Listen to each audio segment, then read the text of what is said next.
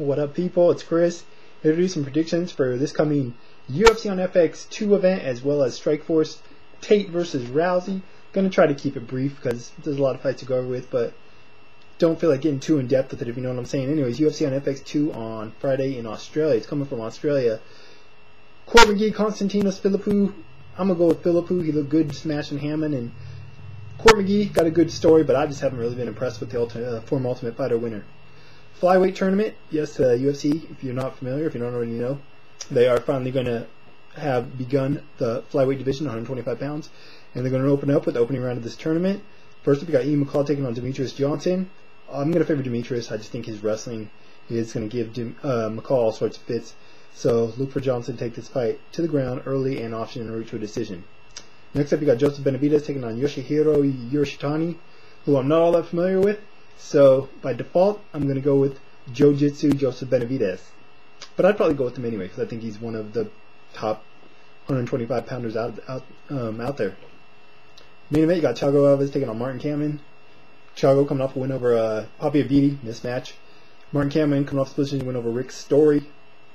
Look, on paper, this is a good fight, and I think it will be. Got two guys that like to strike, but they're not, one-dimensional. They're both solid grapplers. I think that Cam and Hay may have a little bit of an edge there. I'm going to favor Alves, though, because if you remember Cameron's fight with Diego Sanchez, which you should because it was a war, although Cameron got robbed of a decision, in my opinion, he got hit a lot on the feet by Diego Sanchez. And Diego Sanchez is not near the striker that Thiago Alves is. So nor is he as powerful or his strikes as hard.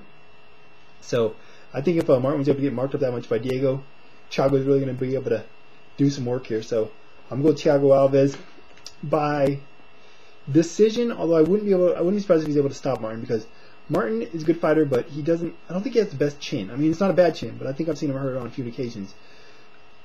Thinking of the Semtex fight, maybe Thiago can replicate that. So Thiago Alves for the win.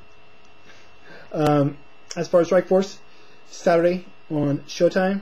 First up, I love the fact that we get to see the prelims on Showtime Extreme. I love the fact that they're now showing the prelims, because you got some good prelims going down. You got Kuros Fedor taking on Pat Healy, Ryan Couture taking on Connor Hewen, as well as Sarah Kaufman taking on Alexis Davis, and Roger Bowling as well. So I'm really looking forward to the prelims on Showtime Extreme. As far as the main card, KJ Noons, Josh Thompson, good match right there. Josh obviously a more well-rounded fighter. KJ Noons better with the boxer, but I don't know if that means he's a more better striker overall. I'm going to favor Josh, because I don't think KJ Noons' striking is light years above his. But if Josh can get this fight to the ground, I think he can have his way with KJ. He can just kind of wrestle him down there, as well as possibly get a submission. So I'll go with the Punk to win. Paul Daly against Kazuma Saki. Semtex against Hitman. Battle of the great nicknames. I like Daly in this one. I'm a fan of Masaki. I've been a fan of him since I first saw him debut in Pride, and he had a hell of a run there. But I really think that his two fights with Jorge Santiago, which were absolute wars, particularly the last one, may have took something out of him. I have not any indication that that's necessarily the case, but when you go through some fights like that, you usually live a little bit of yourself inside the ring. And if that's the case here, the kind of power that Paul Daly brings is definitely going to take advantage of that. So, and plus, Masaki, he likes to stand and trade.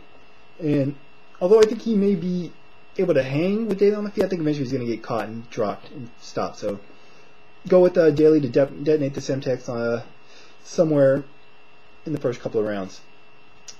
Co-main event of the night, surprising. Actually, now when you look at it, Ronaldo, maybe it's not going to be the co-main event of the night at this point, but anyways, Ronaldo Jacare Souza taking on Bristol Marooned. Yeah, I don't know who Bristol Marooned is either, no disrespect to the guy. It was originally supposed to be Jacare against Derek Brunson, but unfortunately the Ohio State Commission won't let Brunson fight because he can't fight without his contacts, and they won't let him fight with contacts, which I think is absolutely ridiculous. It's not like it's like a TRT or something, some kind of enhancement. It's contacts. Anyways, probably for the best for Brunson, though. I think he would have got sub beat. As for this one, Maroon's going down. I think that although Jacare's stand-up is greatly improved, seems every time out, I don't think he's really going to want to bother doing that too much here, when he could just probably get Maroon to the ground and submit him in no time. So look for the Alligator Chomp to get a win here by some form of submission in the first round. Main event of the night, women's 135-pound champion Miesha Tate defending her title against Ronda Rousey. Fight that I think fans are looking forward to. I'm looking forward to. Ever since Ronda Rousey kind of emerged on the scene on Strikeforce, she's gained a lot of momentum and a lot of fan support. Not just for her fighting, but for her outspokenness, her personality, and all that other good stuff. She's a good trash talker. You know, she's like the, you know, they call her the, a lot of people refer to her as the female version of Chael Sonnen, and I think that's a pretty accurate assessment. As far as this fight, Rousey 4-0, 4 wins, all in the first round, all by armbar. So she doesn't have a lot of experience or cage time, actual cage time. Miesha Tate, obviously more experienced. She's coming off the win over Marloes Coenen, where surprisingly she got the submission win. You know, because Coenen was known as more of this the superior grappler in that bout. She got submitted. So it goes to show that Miesha Tate knows about arm bars, both how to give and I would hope how to defend. And you got to imagine Miesha Tate is only drilling not only, but mostly drilling armbar defense for this fight, considering Rousey's win. My questions are this: how is Ronda Rousey going to react if she can't get the takedown early? How is she going to respond to getting hit? Because we haven't really seen her get punched in the face real hard once yet. Not that Tate has a lot of power, but still, you're going to get hit in the face most likely if you can't get the fight to the ground right away. And how will Ronda Rousey deal with the fight if it goes in the later rounds?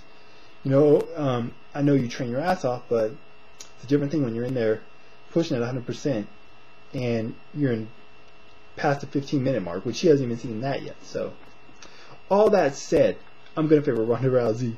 Nothing against Miesha Tate, but I just think that Ronda Rousey, from what I've seen, is a more dynamic mixed martial artist. She's got the judo background. As we saw in Akiyama versus Shield this weekend, sometimes having that judo background can really help you in takedown defense. So I don't know if Tate's going to be how much be able to get her down.